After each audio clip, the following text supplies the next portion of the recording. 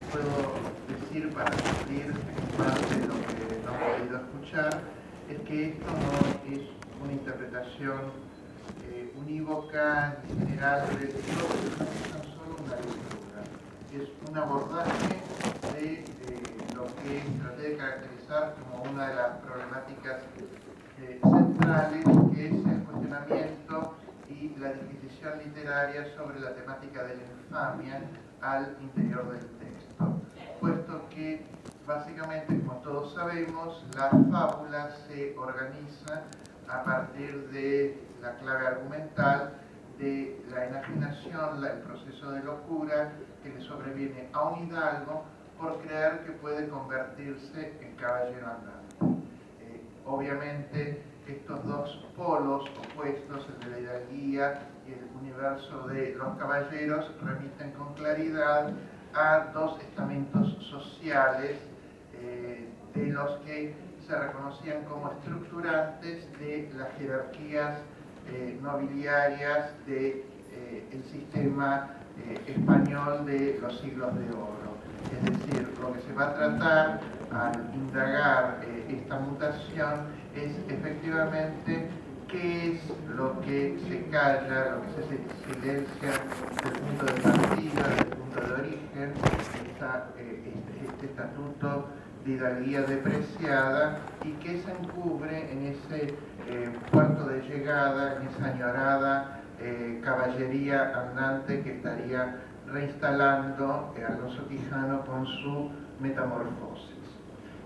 La vez pasada habíamos priorizado todo lo que tenía que ver con claridad con el tema de la hibridación del primer gran género que se da cita en el Quijote, que es la literatura de los libros de caballerías. Hicimos un recorrido caracterizando las posibles diferencias que se dan entre crónica caballeresca, novela caballeresca y libros de caballerías.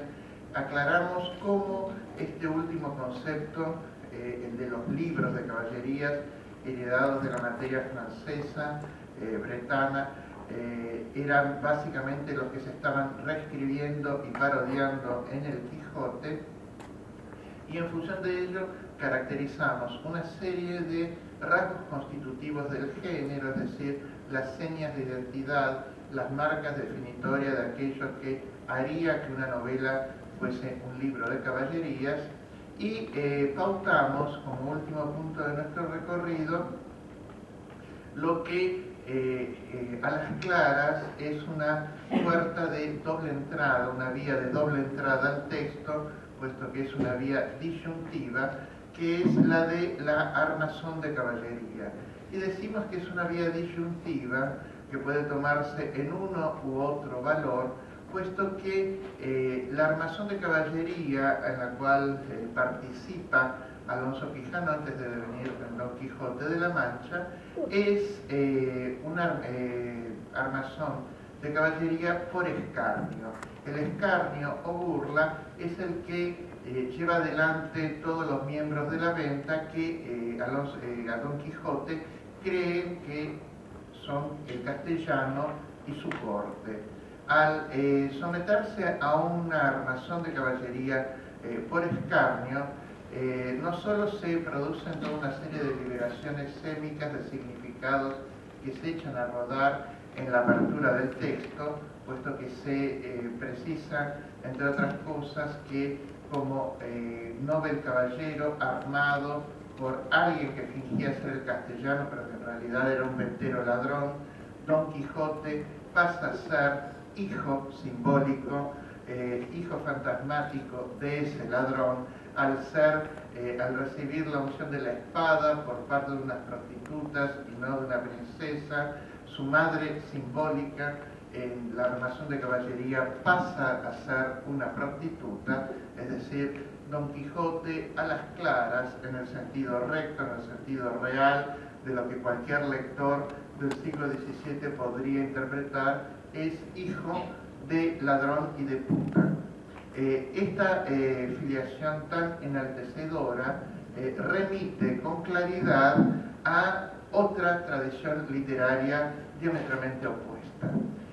Habíamos precisado, por otra parte, que la armazón de caballería por escarnio implicaba una problemática central para toda la transformación de Don Quijote, puesto que aun cuando se pudiese dar el caso de que él en algún momento sanara de su locura y que efectivamente, siendo cuerdo, quisiese devenir caballero, lo que determina una armazón de caballería por escarnio, en la cual no solo hay una burla de los partícipes entre ellos o dirigidos hacia alguien en particular, como es el caso de Don Quijote, sino también y fundamentalmente hacia el rito, hacia la institución caballeresca cifrada en ese ritual de institución. Lo que determinaban las leyes del reino era que todo aquel que participaba jocosamente, por burla, por ánimo de mofa o por ignorancia, como le ocurre a Don Quijote, pero desaprensivamente hacia los términos constitutivos del ritual, quedaba excluido de por vida de la posibilidad de transformarse en caballero andante.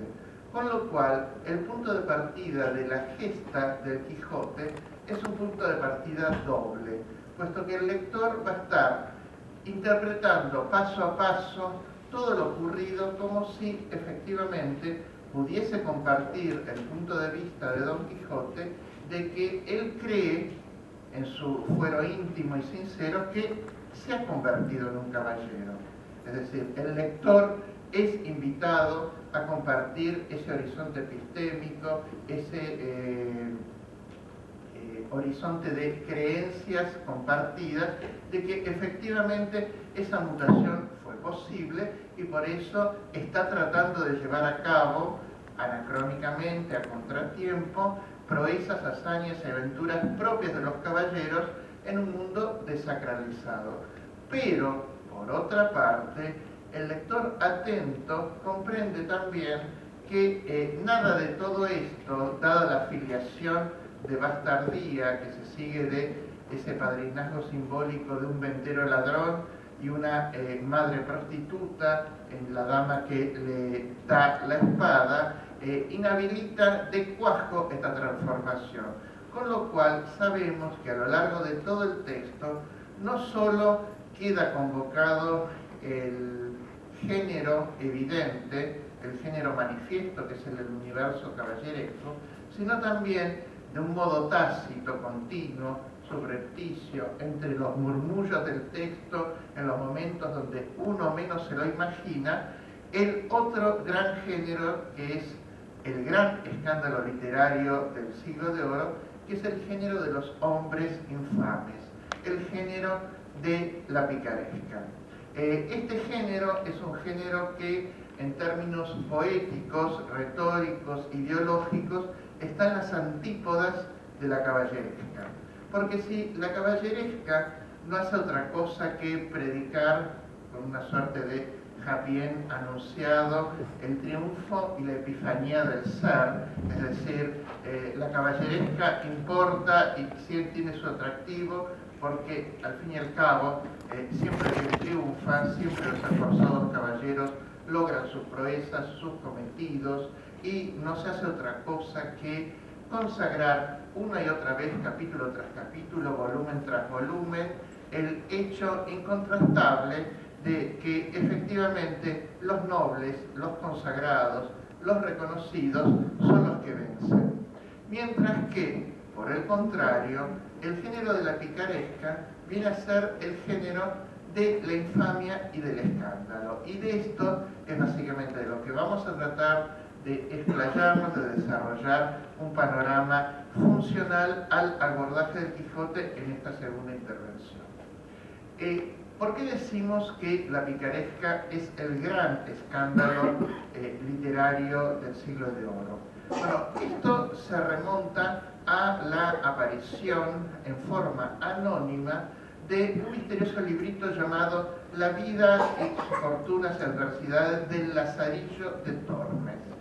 El primer detalle de que este texto sea un texto anónimo ya era un primer mal indicio, puesto que en esa época, a raíz de los controles inquisitoriales, la posibilidad de edición, publicación y circulación de los textos se había trasladado y había obrado un desplazamiento sobre ciertos tipos de protocolos materiales del libro. Y esto determinaba que efectivamente la ciencia, como había sido recategorizada con la modernidad como ideario de un saber compartido y común, pueda empezar a editarse, publicarse, imprimirse, sin necesidad de estar aclarando en un compendio de cosmografía, de botánica o de anatomía quién era el autor, pero lo que empieza a necesitar figura de autor, un autor responsable de esa imaginación, es la ficción. Y que este texto, que aparentemente es una ficción, aparentemente es una biografía, aparentemente es una carta, no se sabe muy bien, circula en forma anónima, mueve a gran parte del público y de hecho terminó en el Index, el Lazarillo, a sospechar que detrás de esa fábula en apariencia inocua se esconden un montón de designios aviesos, encubiertos, de cara a el orden social establecido. ¿Por qué? Porque básicamente el gran escándalo literario del Lazarillo de Tormes es la de la figura protagónica. La figura protagónica no es otro que un expósito, un huérfano, un pobre, que cuenta su vida. El escándalo de una vida ínfima, el escándalo de una vida menor que entra por vez primera a los moldes majestáticos de la literatura, que ingresa a las prensas, que ingresa a la circulación del mercado como materia vendible, mercable, comunicable entre varios. ¿Por qué decimos que es un escándalo? En primer lugar, por el signo inequívoco de pobreza de todo el sino, la trayectoria del pícaro. En segundo lugar, porque lo que el texto del Lazarillo propone es un discurso difícil de asumir. Y ello, para muchos en la época, explica y justifica la anonimia. Nadie, en su sano juicio, diría ser autor de ese texto, porque es un texto que tiene formato autobiográfico y nadie confesaría en la España de la Inquisición que el mérito y los grandes triunfos de la propia existencia residen en haber transformado su vida desde un origen infame y haber llegado a un buen puerto, que no es otra cosa que ser un cornudo complaciente. Porque lo que cuenta el Lazarillo es cómo efectivamente son las relaciones que entabla el pobre en la sociedad para pagar, para lograr su integración. Es decir, cuánto cuesta la integración, cuánto con qué se paga las condiciones de admisión en la sociedad de ese tiempo, cuando no se reúne el prestigio de un nombre preclaro, cuando no se tiene dineros, cuando no hay una familia ilustre que te ampare, ni hay un sustento real, material, efectivo, que te guíe desde los primeros pasos. Por eso mismo, el Lazarillo fue el gran escándalo, porque además se emplazaba en el seno de una serie de debates ideológicos, políticos y literarios muy vigentes en ese entonces. Uno de ellos es, en primer lugar, el horizonte de las polémicas humanistas. Las polémicas humanistas, a partir del influjo de los humanistas europeos y españoles del primer Renacimiento, sobre todo, hicieron mucho hincapié en la posibilidad de la transformación del hombre por el propio esfuerzo. Que ingrese la dinámica del esfuerzo, del estudio, de la producción y del trabajo en un sistema orientado y guiado por la preeminencia estamental de la sangre ilustre y del buen apellido, ya de por sí era un problema, porque lo que los humanistas venían a tratar de imponer era un cambio de matriz mental. uno puede cambiar su suerte no por el destino de la cuna de la que se parte, sino por el propio esfuerzo. Frente a esto estaban todas las lecturas conservadoras de cuño feudal monárquico, que insistían en que uno está determinado de nacimiento a ser quien será. Es decir, no hay posibilidad para el hombre de transformación, puesto que el determinismo biológico y nominal en todos sus alcances hace lo suyo. Ser hijo de alguien de raza malsonante, como se decía en ese entonces, para todos aquellos que no eran cristianos viejos ranciosos, era un certificado de estigma, de infamia y una cédula de inviabilidad, de transformación o progreso o valía en el sistema social de ese entonces si se era un conservador. Estas tesituras, ¿sí?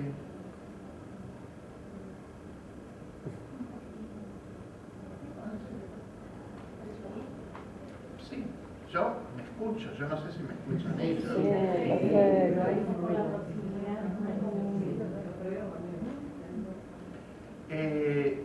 Bueno, no, pasa que, o sea, voy como un tren bala y después, o sea, volqué ya.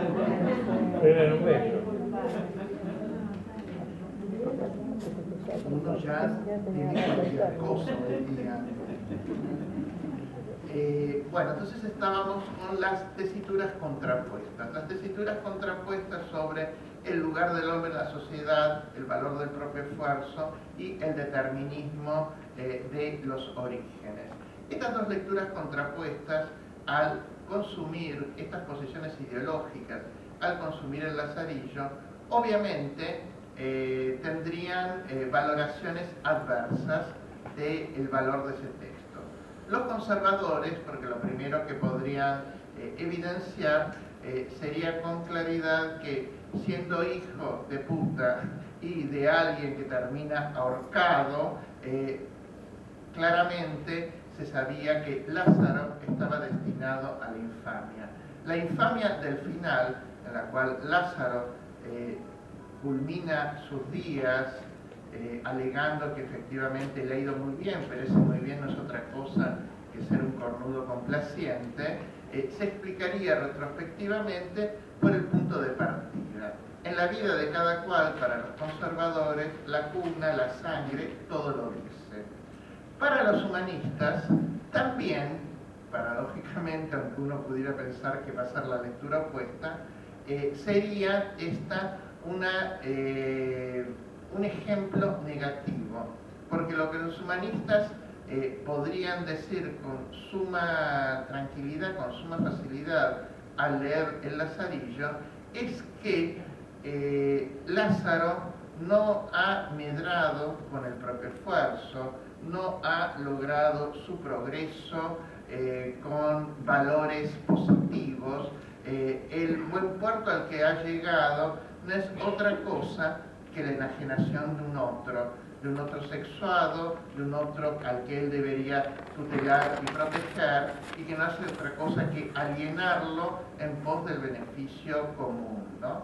Él dice en un momento, las malas lenguas dicen que mi esposa ha parido 3 veces, mis malas lenguas dicen que entra y sale de la casa del arcipreste de San Salvador, que es el de la casa de al lado. Las malas lenguas le dan a entender continuamente que la esposa es amante del clérigo y que los hijos no son hijos de él, pero él prefiere hacer oídos sordos, porque a cambio de eso él sabe que en invierno tiene leña, frazadas, que cada tanto de estas visitas consigue carne, alimentos, es decir, ha instalado una especie de leasing sobre la esposa, ¿no es cierto?, donde se la comparten meses alternos, días de la semana como conviene, y para acallar lo que podría ser el reclamo de deshonor por parte del legítimo marido que ha venido a ser él, hay otro tipo de ingresos. Los humanistas en ningún punto avalarían este tipo de proceder. Ya me han dejado traumado. Este tipo de proceder, porque efectivamente no puede aducirse, ningún cerebro en su sano juicio podría aducir que Lázaro ha procedido de buena fe, se ha esforzado por ser mejor él, sino que es todo lo contrario. Pero si estas dos lecturas son negativas, en todo caso uno podría decir que hay lecturas hostiles, que existía un consenso sobre que este texto efectivamente predicaba un tipo de valores, ejemplificaba con un signo una trayectoria que no era valiosa. Esto no produce un escándalo cuando hay consenso. El escándalo en todo caso se suscita cuando hay quienes, en definitiva, pueden decir, y bueno, está todo bien. Está todo bien, efectivamente, es la tercera hipótesis de lectura que empieza a circular en la época. Porque frente al determinismo reaccionario, frente a la lógica de compromiso, de esfuerzo y dividendos que daría la prédica humanista, hay en germen en el texto del Lazarillo la posibilidad de que lo que se esté planteando es cierto relativismo avant la lettre, cierta idea de que efectivamente para alguien que nació de un padre ahorcado, de una madre prostituta, que tuvo que peregrinar entre supuestos padres sustitutos, amos que se abusaban de él, que le hacían las peores cosas y todo eso, llegar a tener un empleo real, llegar a no tener que depender de un tercero y ser su propio patrón, llegar a costa de su honra y del esfuerzo erótico de la esposa a tener frazada leña y carne cuando lo necesita, no está tan mal.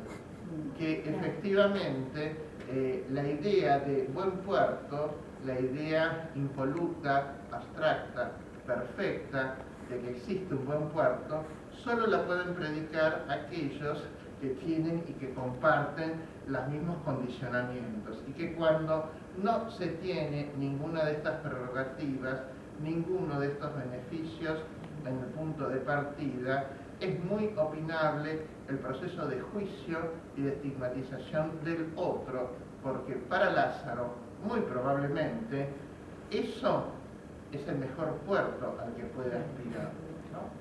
Es esta lectura relativista y deconstructiva de los valores absolutos del sistema la que empieza a irritar sobremanera a todos los sectores, puesto que efectivamente otro de los grandes problemas del Lazarillo es que carece de condena. Es decir, el lector está acostumbrado a que los malos paguen y a que las buenas acciones tengan premio.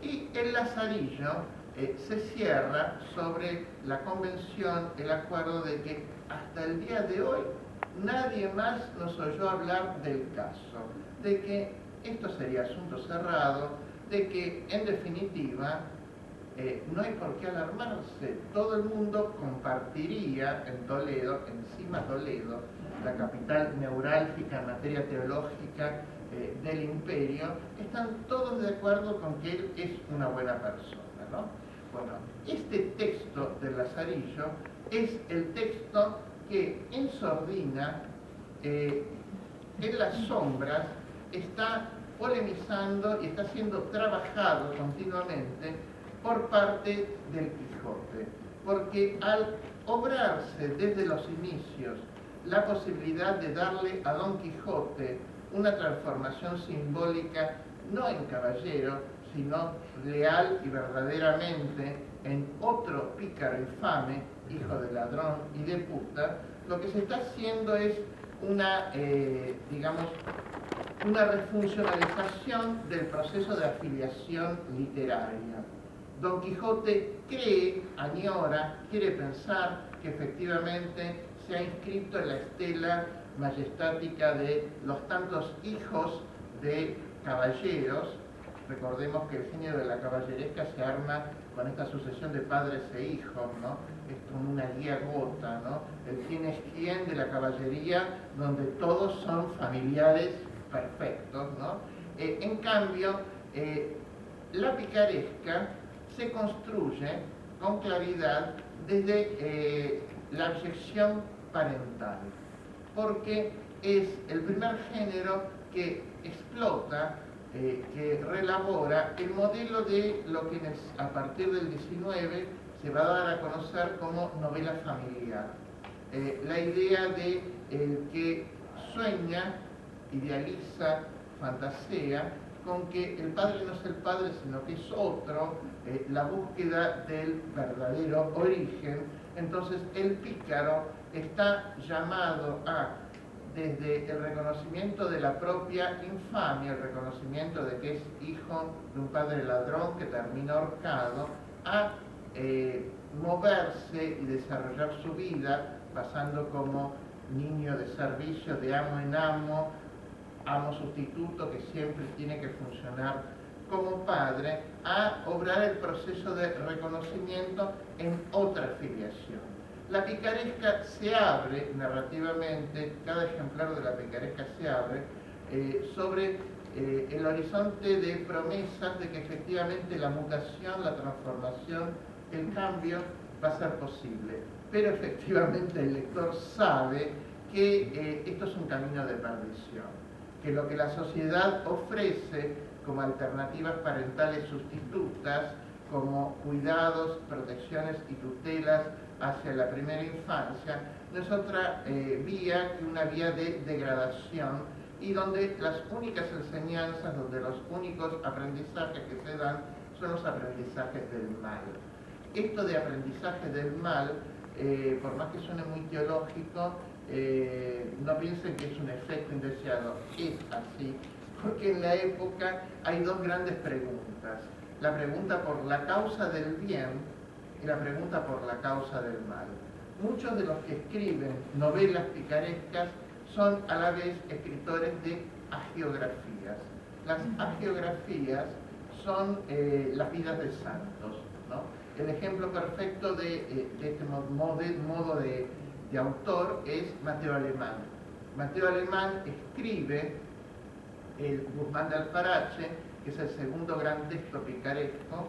A mi modo de ver es como la segunda novela moderna después del Quijote, porque es un texto increíble, aunque muy olvidado por otras razones, y es el autor también de la vida de San Antonio de Padua, porque lo que se tensa en el sistema mental de los lectores y de los consumidores literarios de ese entonces es la idea de que si el santo es el que siempre elige bien, es el que llega hasta el final del jueguito sin equivocarse y que no pierde ninguna vida porque siempre elige bien, ¿no?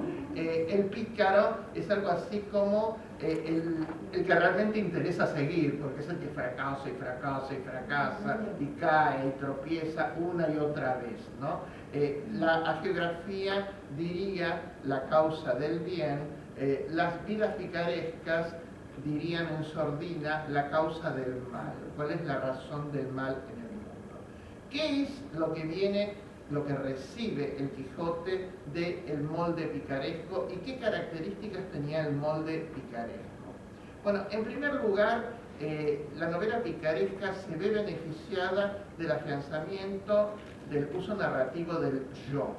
Es digamos, es el género por excelencia primo personal de la época, es el que consagra el éxito del empleo de la narración en primera persona, porque entre otras cosas es el momento en que se empiezan a realizar traducciones de biografías, bueno, y además se afianza la idea de que efectivamente el modelo confesional de la biografía es un modelo a explotar, ¿no? Por otro lado, además del discurso del yo, un texto que hace de la narración, aparte de la narración en primera persona, carece del distanciamiento y de la asepsia afectiva e ideológica del él, ¿no? La tercera persona impone distancia, la primera persona supone compromiso pleno, ¿no? Frente al empleo decidido del yo como estrategia enunciativa, está el tema en la picaresca de la bajeza y la exhibición de un linaje infame, el hecho de que por todas las carencias, como tercera variable, la obsesión central, decidida del pícaro es, contrariamente al noble que está continuamente orgulloso y satisfecho con lo que es, con su linaje, con su sangre, con su honor, el pícaro está obsesionado con el dinero, porque comprende con claridad que lo único que desregula, que desestructura los férreos márgenes del sistema carcelario estamental de órdenes y estados, donde los nobles son nobles y ahí se acabó la cosa, es la plata. Tener o no tener plata es lo único que puede servir como atajo, como sustituto, como sucedáneo para mentir, para falsear los documentos, para transformar la realidad.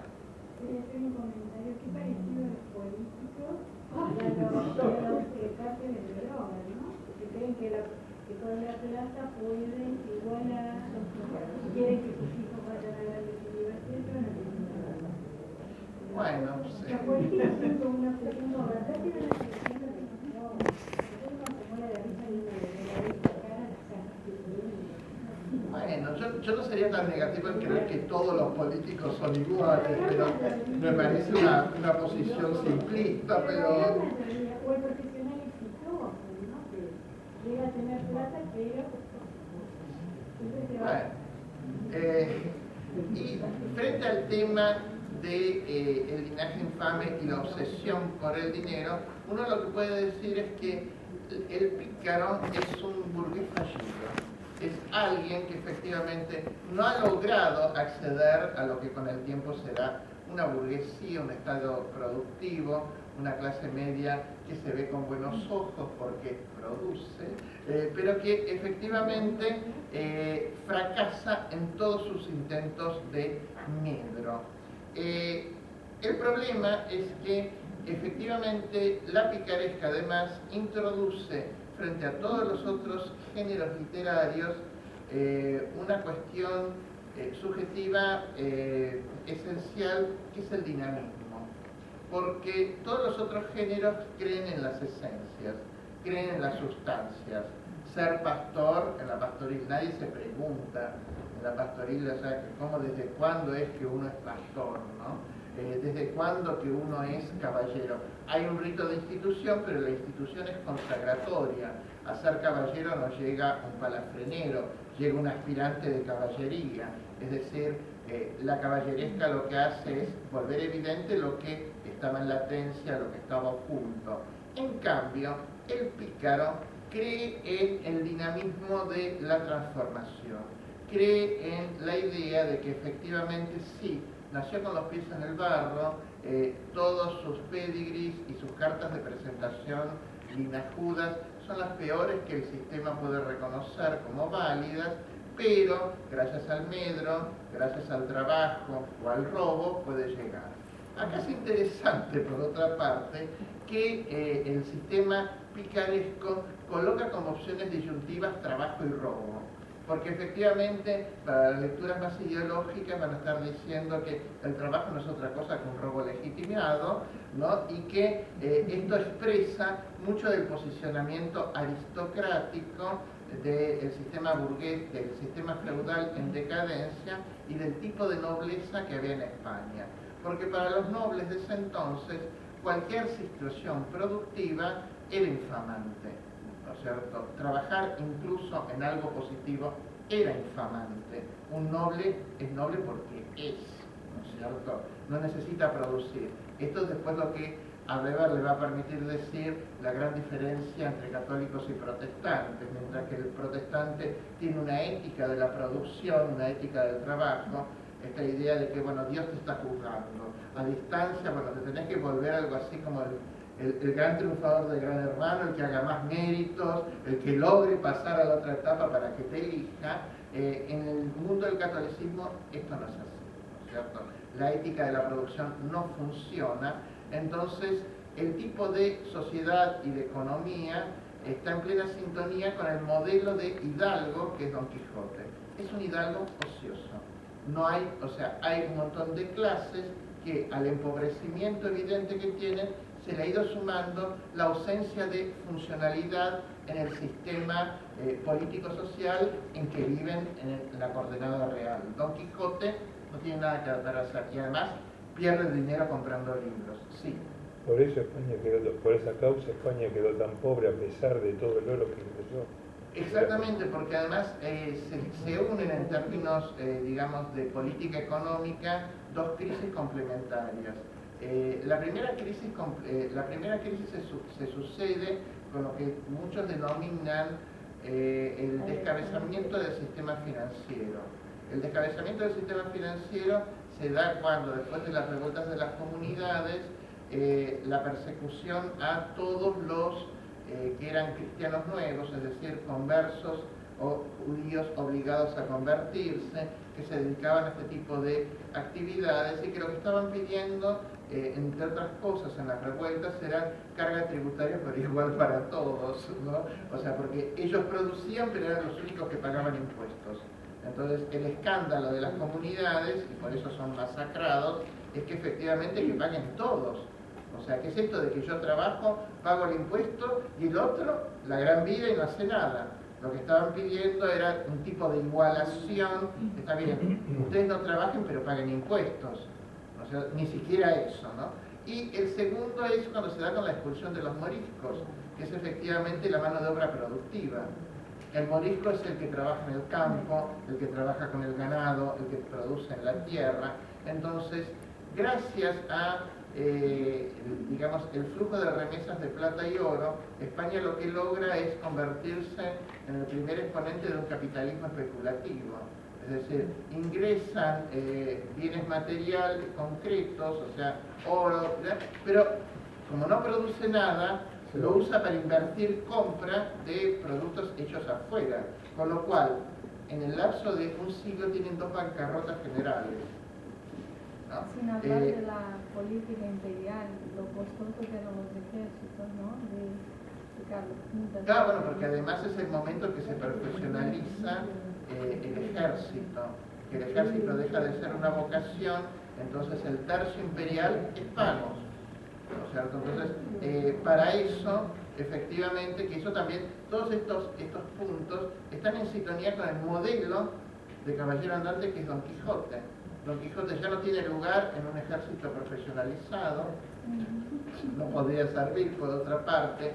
Como hidalgo, no puede ser esos hidalgos que mutarían por nobleza, por linaje, en caballero porque no tiene plata, ha malbaratado sus propiedades para conseguir metálico, o sea, es un Aleph en miniatura de lo que hacía el gobierno español, ¿no?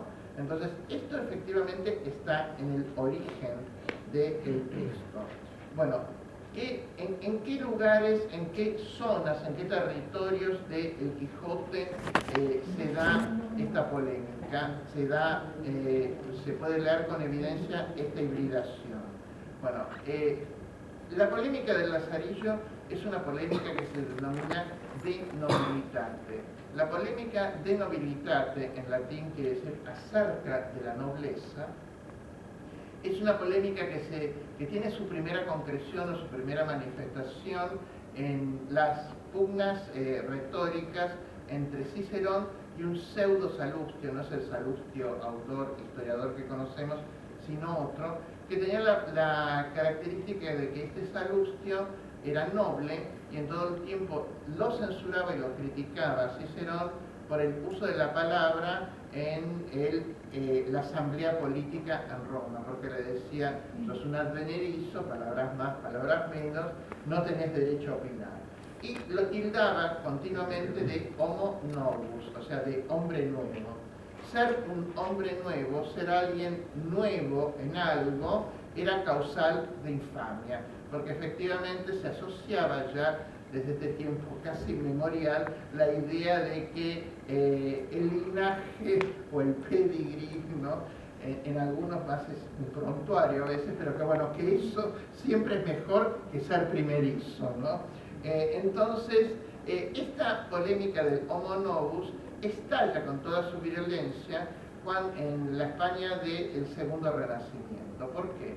Porque si el primer renacimiento es un momento tético, donde se expresan todos los ideales en el sentido de que el hombre va a poder transformarse gracias a la educación y ser otro, y va a poder mutar en algo cuasi angélico, como decía Pico de la Mirándola en su oración de la dignidad del hombre, después se dan cuenta que efectivamente ni la educación, ni el trabajo, ni el esfuerzo logra cambiar la estructura de base, que es una estructura estamental y clasista.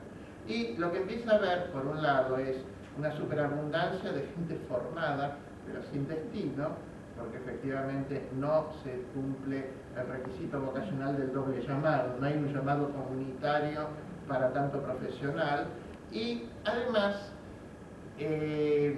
se empieza a producir toda la cerrazón ideológica represiva de la Inquisición, con todas las quemas y matanzas a todos los disidentes de fe.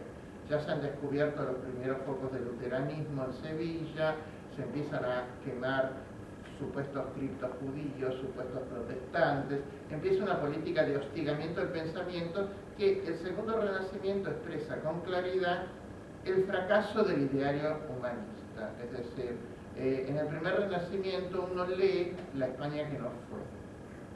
Todo aquello que el imperio perdió como condición de posibilidad para, teniendo toda la base material habida e imaginable y necesaria y deseable por cualquier potencia, cómo malbarató y frustró por condicionamientos mentales, teológicos, ideológicos, su posibilidad de éxito. Entonces lo que se empieza a ver en el segundo renacimiento, ya en esta época sombría, es lo que Santa Teresa es la época que define como tiempos recios, o una profetisa que termina quemada que dice la edad del trueno. Es el discurso de que efectivamente el homo novus, aquel que había llegado a ser su nombre por el propio esfuerzo, no vale nada. Entonces, lo que la polémica instala en ese entonces sobre la polémica de nobilitat es ¿qué vamos a seguir respetando? Es lo que se viene a plantear la sociedad en su conjunto en ese momento. ¿El linaje o el esfuerzo? ¿No? Pensemos que este debate por el linaje en los albores del XVII, o sea, 3 siglos, casi 4 en realidad, de nuestra época, se seguía manteniendo, o sea, se seguía conservando esta obsesión cuando ya en otros territorios, en otros confines europeos, esto no tenía ni el vigor ni la razón de ser que le daban los españoles, porque además el tema del linaje en España estaba atravesado por las políticas de limpieza de sangre. No solo era un buen nombre, sino además no tener mezcla de judío o moro, ¿no? Entonces, frente a esto están las dos posiciones encontradas. Aquellos que dicen que efectivamente entre dos personas, como decir, dos aspirantes con currículum, ¿no? Uno que tiene un apellido notorio y otro que es un don nadie, el notorio siempre es mejor. Y están los otros que vienen a decir que efectivamente, que era lo que le respondía Cicerón a Salustio, que él no contendía en la arena política con sus antepasados, que estaba contendiendo con él, y que efectivamente el buen nombre no sirve cuando la encarnación o la manifestación donde se realizaría ese buen nombre es alguien tan degradado como Salustio, ¿no? Esa era parte de la polémica. Entonces, ¿cuál es la solución a la que llega el pensamiento español de entonces? Efectivamente, a pensar que, no le puede dar la razón a los que defienden la posición de los homo novus, evidentemente, ¿no? Ya por lo que hemos ido diciendo de cómo pensaban en esa época, sabemos que no va. Pero tampoco le da la razón a los otros. Hace una especie, a través de un tratadito, una especie de empate técnico.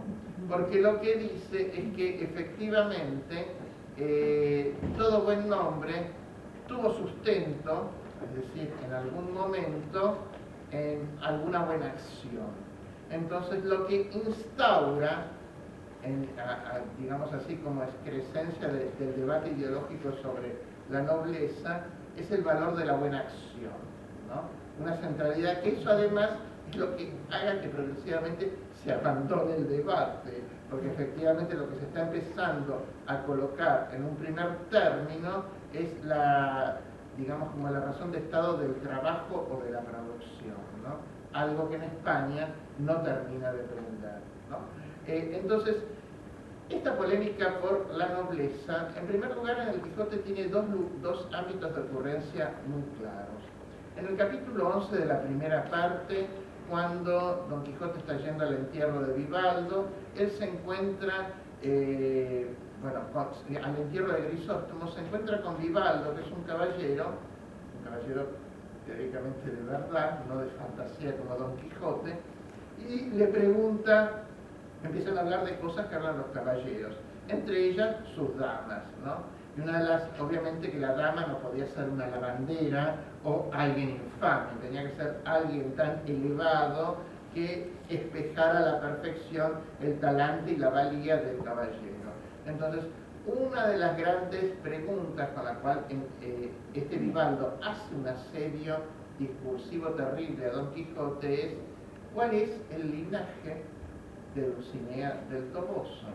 Porque que él sepa, en el Toboso no hay nobles, ¿no es cierto? Entonces dice, porque no es de los Guzmanes, no es de estos otros, no es de aquellos. Dice, ¿de dónde es este linaje? Entonces, ahí Don Quijote acuña el primer oxímoron, que dice es un linaje moderno, dice, pero muy valioso, ¿no? Es interesante siempre en el Quijote que estas tensiones con el problema del linaje siempre trata de resolverlas poéticamente. O sea, cuando la tela, digamos, de lo real no da para cortar, él siempre tiene alguna salida, digamos, de corte imaginativo, especulativo, brillante, ¿no? O sea, el texto genera siempre ganas de volver y volver y volver a leerlo, ¿no? Yo siempre digo que he estado casado con el Quijote, ¿no? Digo que es como el matrimonio más fiel. Yo he vuelto todos los años desde que lo leí a leerlo una vez entero, por año más o menos. O porque lo enseño, o porque escribo trabajos. La verdad que no me defrauda, ¿no? Y creo que si quisiera ser vígamo el texto con todos ustedes, tampoco les iría mal. Siempre le encuentran cosas nuevas. Porque en realidad creo que cuando uno lee desde el disfrute, los voces son siempre distintos, ¿no? O sea, muchas veces uno va porque recuerdo tal cosa y empezás a leer y empezás a buscar y encontrás otra cosa que realmente te asombra, ¿no? Sí. Carlos Fuentes lo leía todos los años. Bueno, yo no Lo leía todos los años. no escribo como Carlos Fuentes ni creo remotamente, pero bueno, creo que es un perfecto ejercicio de imaginación. ¿Puedo hacer otra comparación con la vida moderna? Hace unos años un político fue acusado de robo. ¿Sabe cómo justificó? Que su señora, que es la misma hija de él, lo había engañado. O sea, cuando usted dijo, Lucila el robo porque era una novela muy linda que nada, este político se lo mismo. No, yo era ya. Era una manera de justificar el robo. Bueno. Es un parangón con la realidad de ahora.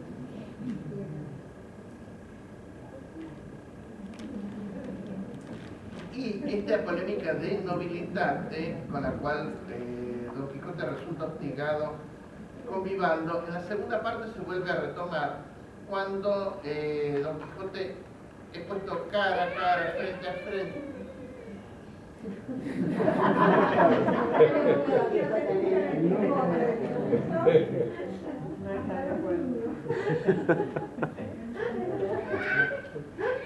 Yo sé que no han venido a ver perros,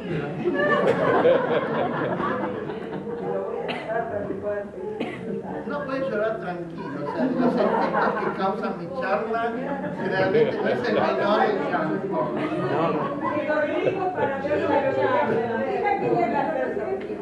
pero dejemos al chico igual. No, ya lo dormí.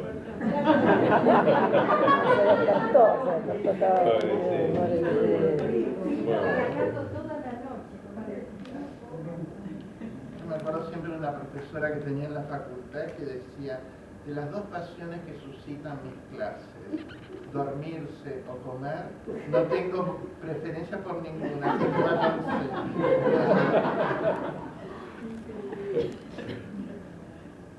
Bueno, en la segunda parte, la polémica de nobilitate se vuelve a reinstalar, y en este caso, en ocasión del encuentro de Don Quijote con los duques. Los duques son lectores de la primera parte, y entonces la duquesa además es fanática, es una especie de miseria van la letra, ¿no? Esa lectora compulsiva que quiere saber todo lo que no estaba en el libro, todo lo que pensó, todo lo que no ingresó a la ficción, y cómo sigue la historia.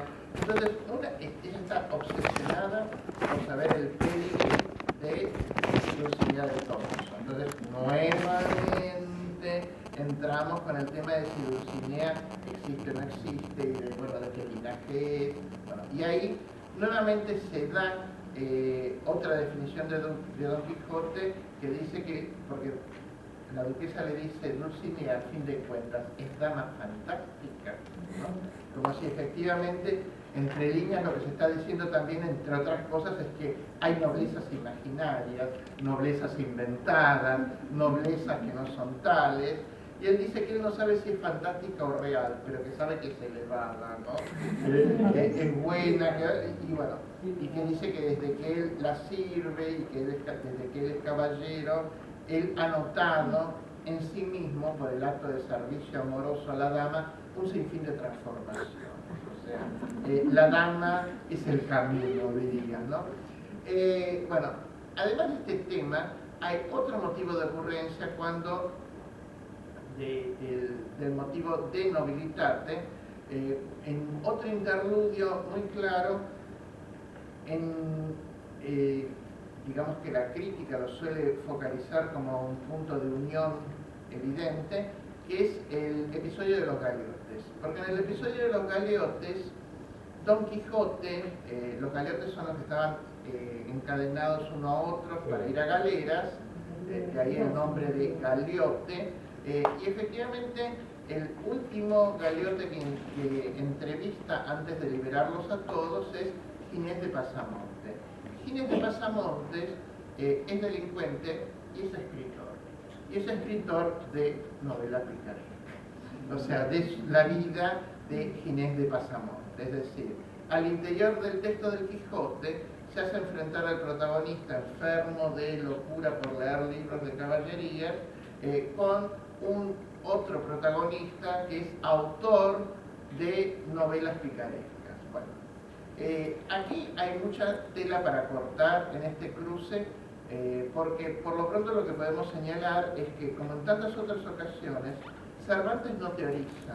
Cervantes no tiene un arte nuevo de la novela o cómo se escribe un texto. En realidad, todos los postulados teóricos de Cervantes se desgranan con la puesta en ejemplo, con el llevado a la acción, a la dramatización de un montón de sus ideas a través de personajes, y además siempre construye escenas de juicio, donde los relatos son después evaluados, comentados, justipreciados por un público que recibe, que consume esa información, esa polémica, esa disputa, ¿no?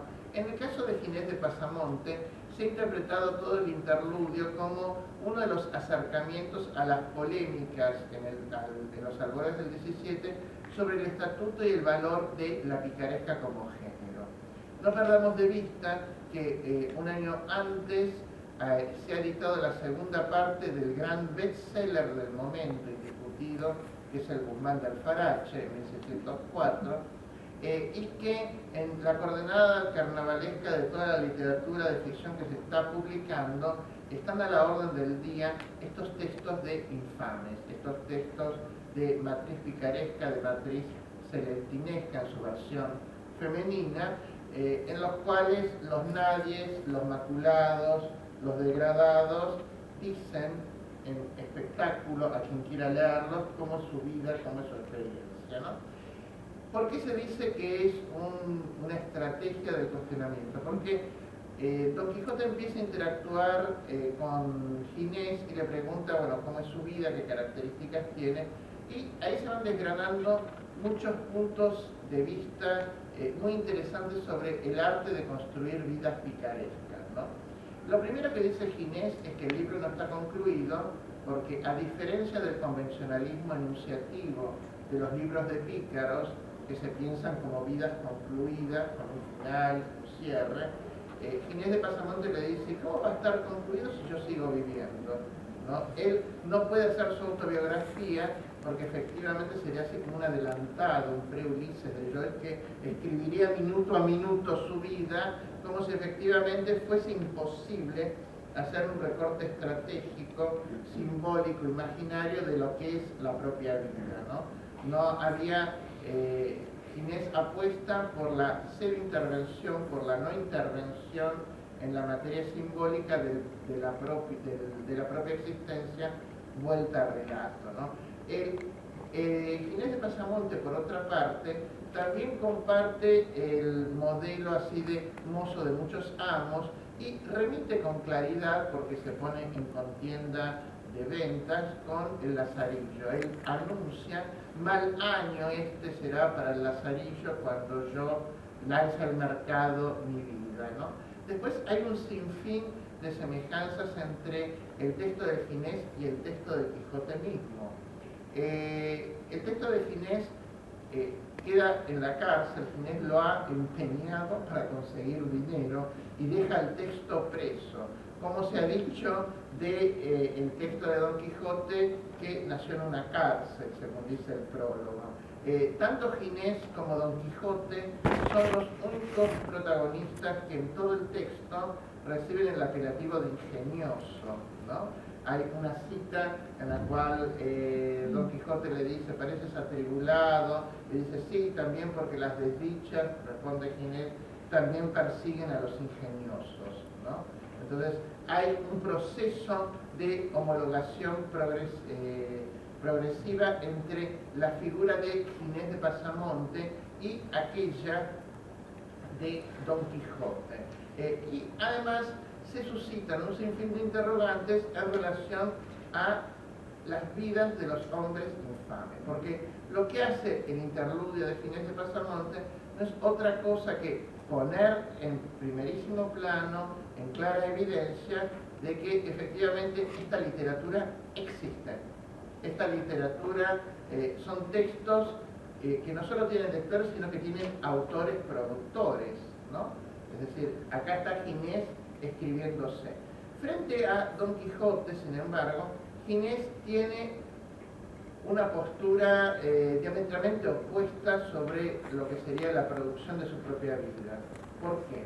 Porque sabemos que Don Quijote aspira a convertirse en caballero con la ilusión de que toda su fama, toda su grandeza, sea puesta por escrito por un tercero.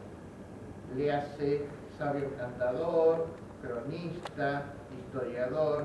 Él se imagina que las actividades de vivir y escribir son excluyentes y que o bien se interviene en la realidad viviendo, o bien se interviene en la coordenada simbólica representando, pero que las dos coordenadas no pueden ser asumidas por la misma persona. Ginés de... Sí. Disculpe, es un comentario. Hay un libro, una novela de un escritor brasileño, se llama Mariano Suassuna, cuyo nombre es Romance da Pedra do Rei. Y efectivamente la presencia de Cervantes en esta obra es esencial. Y el personaje se inventa una manera de vivir y escribir, creo que justamente pensando en esta imposibilidad planteada por Don Quijote. Él se hace ir preso y mientras le toman el depoimiento cuenta toda su historia. Entonces él usa a sus carceleros como los escribientes de su historia. Como él no puede, supuestamente no puede contarla para no perder la credibilidad, la cuenta a través de O sea, se hace ir a la cárcel para escribir la historia. Es una novela muy interesante. Bueno, en el caso cervantino, el ejemplo de Ginés de Pasamonte supone, dentro del mismo espectro, porque Cervantino es Don Quijote, como Cervantino es Ginés, supone la apuesta por alguien que aspira a todo, como Edipo casi, ¿no? Aspira a vivir y escribir. Esta disyunción originaria que Cervantes en el prólogo nos dice como que el autor y que el mismo Don Quijote las tuvo, pero que optó. Ginés no opta, Ginés quiere todo. Ginés quiere vivir y escribir. Y esto efectivamente es interesante, en primer lugar porque dice mucho de lo que se busca y se persigue con la escritura como acto de resistencia, acto revolucionario, acto político, ¿no? Y que se logra además con todos los procesos de representación, ¿no? Don Quijote, con este origen infame, con este origen ignominado, y que lo único que terminamos sabiendo es esta paternidad fantasmática de ser hijo de mesonero ladrón y prostituta en el armazón de caballería. No sabemos el origen y sabemos este origen degradante. La historia del Quijote se plantea como la opción del silencio hacia el propio pasado y la necesidad de transformación enajenado en algo que no soy para poder ser dicho.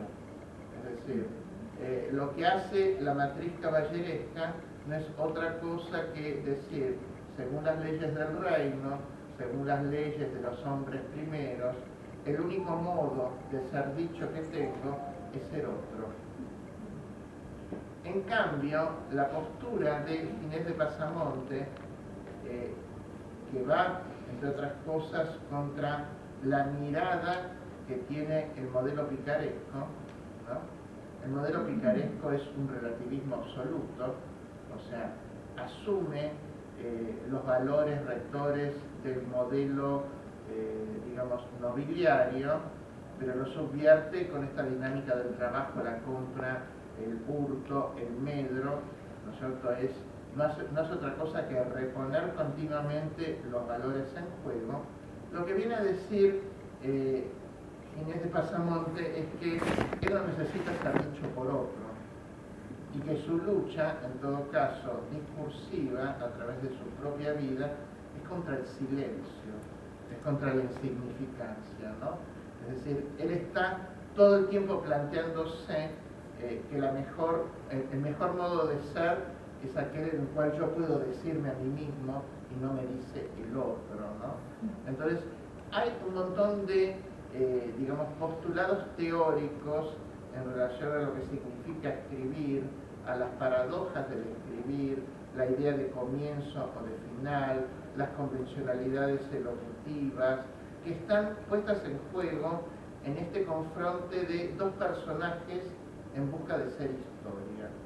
Dos personajes que se enfrentan con la idea de significar, ¿no? Uno que batalla en el delirio, en la confianza de que algún cronista lo va a poner por escrito, y otro que sabe que efectivamente es mejor contarse como uno es, así uno sea delincuente, pero contarse uno. Porque efectivamente la ensoñación de Don Quijote es la ensoñación de un otro, que es subsidiaria de lo que no puede decir de sí, ¿no? Y es interesante que efectivamente en este cruce de visiones de El Quijote con Ginés de Pasamonte intervengan también los textos, digamos, picarescos en pugna en el sistema. Porque un punto llamativo es que Don Quijote no reconoce haber leído jamás un texto picaresco, ni en su biblioteca, ni en los comentarios que vive haciendo sobre literatura, sobre otras historias, reconoce jamás saber qué fue el Lazarillo, por ejemplo, ¿no? Cosa que el Ginés de Pasamonte sí lo hace, ¿no? Lo que sucede es que hay otro gran problema, que es que Ginés de Pasamonte reconoce el Lazarillo, o sea, en esto se parece a Don Quijote, reconoce lo que le conviene y lo que no le conviene lo calla, pero la realidad, digamos, editorial y de mercado, dice que el Lazarillo, allá por el 1570, entró en el Index. Y que en realidad no hay modo para el 1605 de que el Lazarillo sea un texto que se haya podido leer. Lo que circula como Lazarillo es un Lazarillo castigado. O sea que es un Lazarillo censurado, al cual se le han amputado capítulos, se lo ha reescrito para que no diga cosas inconvenientes, y el verdadero texto picaresco que cuenta y que sienta el modelo de cómo narrar la infamia, de cómo contar las aporías de aquel que quiere ser un hombre nuevo y no lo logra, es el Guzmán. Y el Guzmán, precisamente, es la historia de otro galeote, como galeote que es Ginés de Pasamonte. Entonces, en este interludio de los galeotes hay un cruce, si se quiere, poético, con un sinfín de materiales literarios de la época, donde mucho de lo que se dice y mucho de lo que se oculta está en juego, ¿no? Y además está en juego digamos, las potencialidades literarias para construir subjetividades, para construir personajes de estos protocolos genéricos, ¿no? En este caso, el silencio sobre el Guzmán, sobre la lectura de la picaresca, bueno, no viene al caso, pero no se debería a una enemistad entre Cervantes y Mateo Alemán, ¿o esto? A ver, una de las cosas que en realidad más siempre se ha insistido mucho en esta cuestión de las temáticas, o sea, digamos, personales, ¿no? Una especie de Boca River de la literatura en prosa de la época, ¿no? Lo cierto es que Cervantes y el mismo Mateo Alemán reconocen continuamente con pequeños guiños que saben que el otro es el único autor a la altura propia, ¿no? De hecho, gran parte de la mala prensa que tiene Mateo Alemán, gran parte de la hostilidad que tiene en el sistema es porque es converso.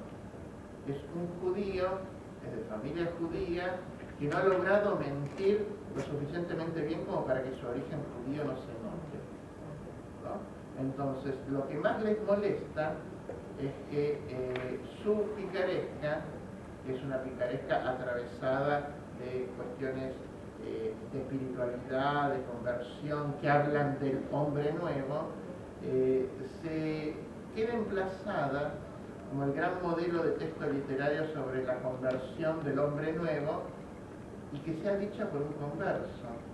¿Qué es esto de que un converso nos viene a dar lecciones de ortodoxia? ¿Qué es esto de que un converso se viene a erigir en atalaya de la vida humana, de lo correcto, ¿no? Tal es así el grado de hostilidad que Mateo Alemán tuvo en toda su vida, que sabe que lo único que le queda en la Sevilla natal, aparte continuamente perseguido, teniendo que mudarse de lugar en lugar y continuamente burlado en el sistema literario, lo único que sabe que le queda es irse a América. Mateo Alemán logra coimear a las autoridades que despedían los certificados de limpieza de sangre para poder pasar a América, porque lo bueno de América para los españoles era que iba a ser un territorio limpio, ¿no? Con indios, pero limpio, ¿no? Y Mateo Alemán, para poder pasar a América, vende todos los derechos de autor de toda su producción. Toda. O sea, pasa con toda la familia, con todos los deudos a México. En México continúa su producción. Se conocen 2 o 3 obras más y después desaparecen La noche y la niebla de las mesetas mexicanas. ni siquiera se sabe cuándo mueren, ¿no? O sea, Mateo Alemán es como el ejemplo del converso en fuga perfecto. O sea que por el nivel de hostigamiento ideológico de la España imperial termina yéndose. En ese estado de pobreza absoluta de Mateo Alemán están las actas documentales, históricas, los archivos en México de con qué bienes vino. Y se sabe que le decomisan un libro de ficción porque no podían ingresar la ficción a los territorios virreinales. Es decir, para que los conquistadores no se les alterara la mente leyendo cosas de imaginación, solo podía pasar la historia o la teología o las crónicas, y la ficción estaba prohibida. Y ese libro que después se le devuelve es el único libro que lo acompaña, es el Quijote.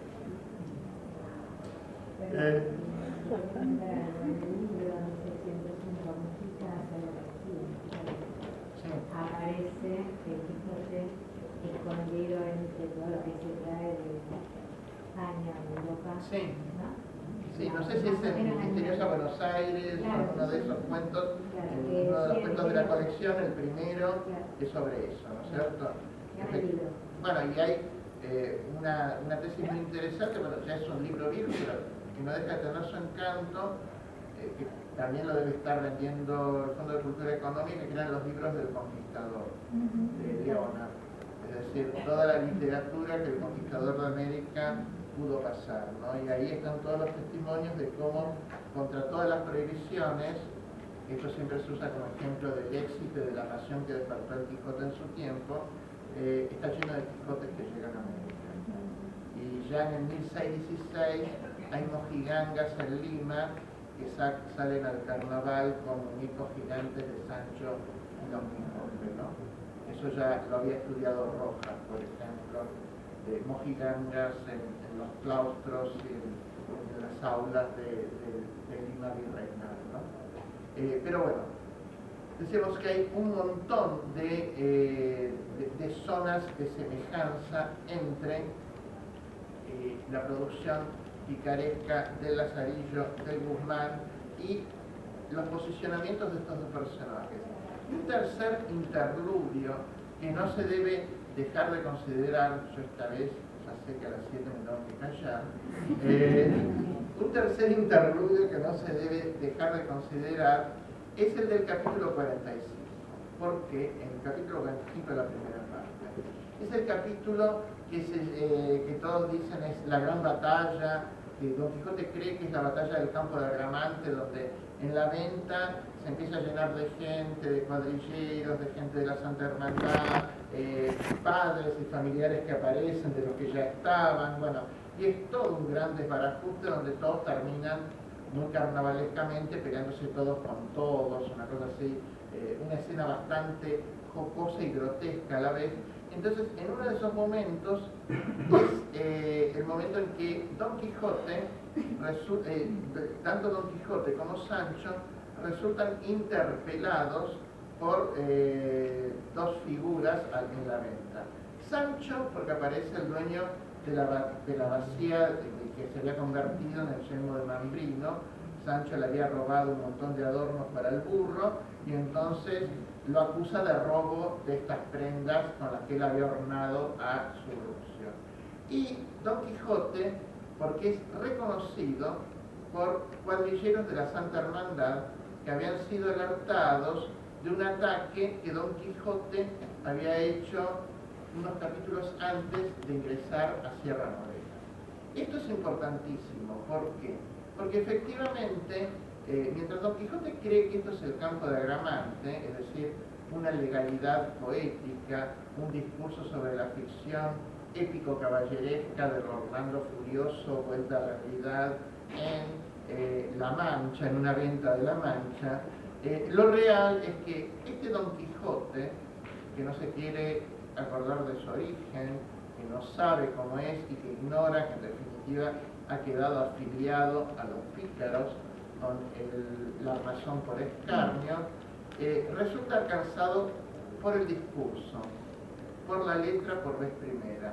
Él siempre, se nos dice en el texto, supone, intuye, anhela que mientras él batalla, que mientras él hace el bien, hay un sabio cronista contando su vida, poniéndola por escrito, es decir, volviéndolo un monumento estético, memorable para la posteridad. Pero la voz escrita que lo alcanza no es otra que la voz del delito, la voz de la justicia, que le inscribe por vez primera como un nombre a ser retenido en el tiempo, en el espacio, a ser decodificado por terceros, en el mandamiento judicial de la Santa Hermandad. Es decir, que la novela, la ficción, nace en delito. Don Quijote ingresa al orden simbólico desde la culpa, expiando un pasado pretérito, y lo que se da en todo ese territorio del capítulo 45 es una pugna de dos tipos de legalidades decididas a apropiarse del personaje. La legalidad del discurso jurídico, que preconiza que efectivamente Don Quijote es el ladrón de la Mancha, no es un caballero, es el salteador de caminos, ¿no? El que ha atacado a determinadas dignidades y que instantáneamente la justicia, que todo lo mira y que todo lo cuida, se ha puesto en funcionamiento y lo ha mandado a buscar. O la legalidad de la imaginación poética, de que efectivamente esto es el campo de Agramante y que están todos combatiendo todos contra todos. Este capítulo no solo es fundamental por el hecho de que se dice que la historia de Don Quijote, vuelta al libro, tiene una prehistoria concreta, que es la de haber sido una historia picaresca abortada, es decir, él es un delincuente cuya historia no se narra, es el preso que no fue, ¿no? El salteador de caminos que queda libre, entran por una puerta y salen por la otra, como dicen hoy día. Es decir, Don Quijote es de esos, ¿no? Y además, una cosa central, es decir, él llega a ser el referente perfecto del delincuente, porque el que lee el mandamiento va decodificando trazo por trazo de la orden, y ahí se da todo el circuito semiológico de producción y consumo. La voz de la justicia en algún lugar ha hablado, ha dicho señas del reo, tales, tales, tales, tales, produce un texto y otro lo consume en el momento y empieza a mirar el papel y empieza a ver a Don Quijote y dice tales marcas, tales, tal, y dice es este. Produce la identificación perfecta del delincuente, ¿no? Bueno, ante esa identificación perfecta del delincuente, es decir, una instancia en la cual se estaría destruyendo absolutamente el verosímil de la caballeresca, una instancia en la cual la ficción de estos hombres primeros que van por el mundo haciendo el bien colapsa, porque hay alguien que dice, no, vos sos un ladrón, es ver cuál es la reacción que la misma Serratina le hace adoptar al personaje. Y acá es interesantísimo, puesto que efectivamente, a diferencia de lo que ocurre en un sinnúmero de circunstancias cuando Don Quijote discute con Sancho y que le dicen esto no es así, o cómo, o esto es mentira, y que trata por imponer su verdad y de decir lo real, aquí en este momento concreto, Don Quijote acepta que él es el salteador de caminos. Lo que no acepta es la codificación jurídica, porque lo que responde es, pero ¿en qué cabeza cabe que un caballero pueda ser buscado por la justicia? Dice, porque en definitiva, lo que está diciendo ese pasaje del texto en relación a el debate por la infamia, el debate por el buen nombre, el debate por el estatuto de preeminencia de unos sobre otros, es que las leyes nunca son naturales, siempre tienen padres y lo que él está reclamando para sí no es otra cosa que el estado de excepción. Sí, esa ley existe para todos, no para un caballero como soy yo, dice, que es precisamente lo que la vía de ataque para la legitimidad de los discursos sobre la fama buena o la infamia es otro de los abordajes que tiene el Quijote, ¿no? Es decir, desnaturalizar el natural diferendo de buenos y malos, de condenados y condenadores, de hombres de ley y delincuentes, ¿no? Porque lo que viene a ser la figura de Don Quijote es explicitar que fundada en las cosas de naturales no tiene nada la ley, que la ley siempre es un contrato social, es un contrato entre pares, interesado, gestado en beneficios propios y que por ende mucho del debate sobre la legitimidad o ilegitimidad del otro tiene que ser repensado desde este lugar, desde este atalaya, que es la atalaya subjetivamente de un delirante, ¿no? Es decir, entre otras cosas, el aspecto, si se quiere, revulsivo, contestatario del Quijote está en que muchísimos de los puntos más controvertidos, más polémicos, circulan porque al fin y al cabo hay hay un dispositivo de enunciación, de producción de estos discursos contra el status quo que no se legitiman en las normas al uso, sino que están dichos bajo la especie irracional de la idealidad ficcional de lo que puede creer que es un loco, ¿no? Es decir, para oír las verdades más profundas, el texto nos invita a compartir lo que la ficción postula, que es la enajenación, ¿no? Que es el delirio.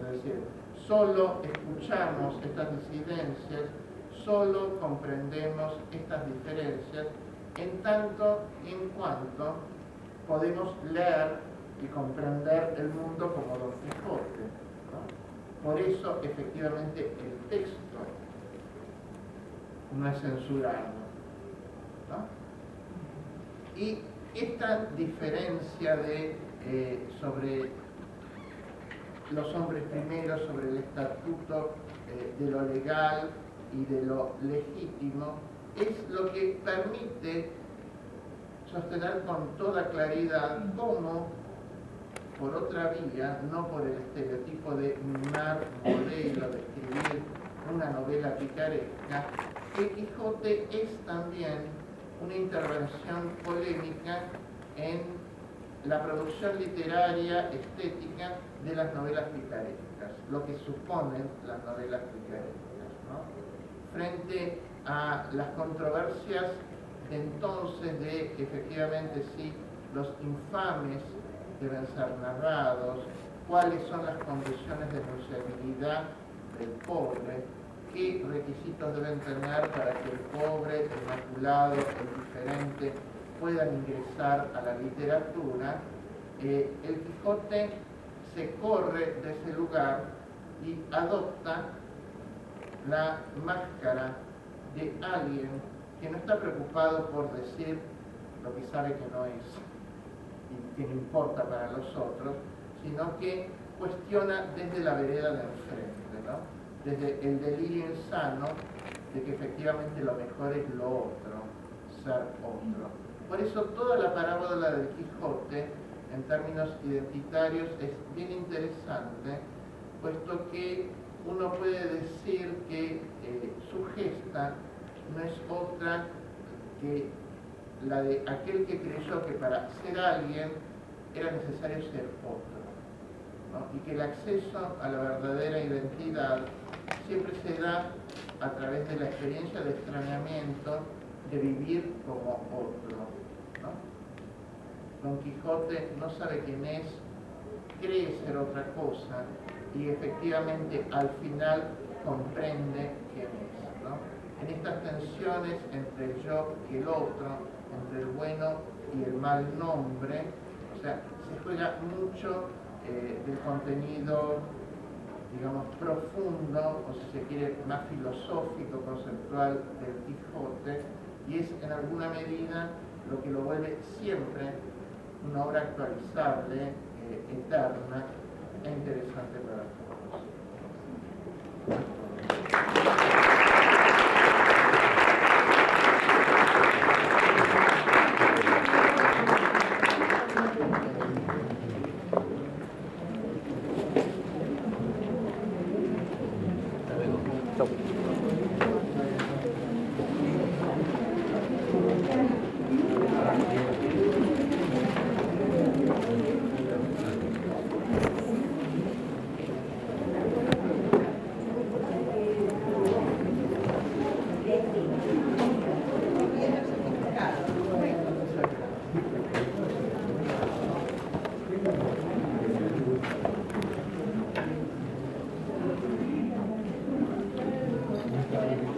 Gracias.